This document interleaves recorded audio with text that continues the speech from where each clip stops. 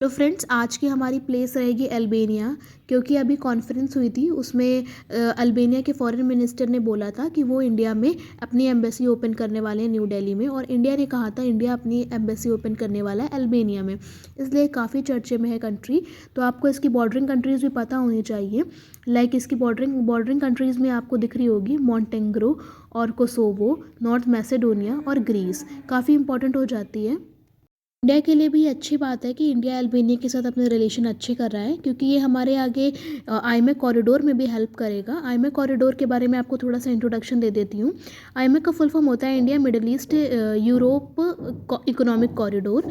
इसमें क्या है कि इंडिया जो है वो यूरोप की कंट्रीज़ को ट्रेड के लिए एक्सेस कर पाएगा। तो हमें पता है कि हमारा कैसे पूरा ट्रेड रूट बना हुआ है। तो इंडिया के जो ये डॉटेड लाइन्स हैं वो हमारे इंडिया के सी रूट हैं, जो इंडिया कनेक्ट करेगा सी रूट जेबल अली पोर्ट पे।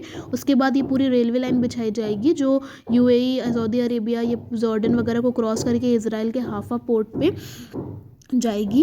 फिर उसके बाद ग्रीस को एक्सेस कर पाएगा थ्रू सी रूट इंडिया। और उसके बाद क्या होगा कि हम यूरोप को मेडिटेरियन सी से होते हुए यूरोप को एक्सेस कर पाएंगे, ट्रेड कर पाएंगे आसानी से। तो उसके लिए हमें अल्बानिया की लोकेशन बहुत इंपॉर्टेंट हो जाती है, क्योंकि अल्बानिया जो है वो ग्रीस के जस्ट ऊपर है हल्का सा। तो अगर अल्बानिया के साथ हमारे रिलेशन अच्छे होंगे तो हमारा ट्रेड अच्छा हो सकेगा। तो इसलिए इंडिया के लिए अल्बानिया के साथ रिलेशन अच्छे रखना बहुत इंपॉर्टेंट है।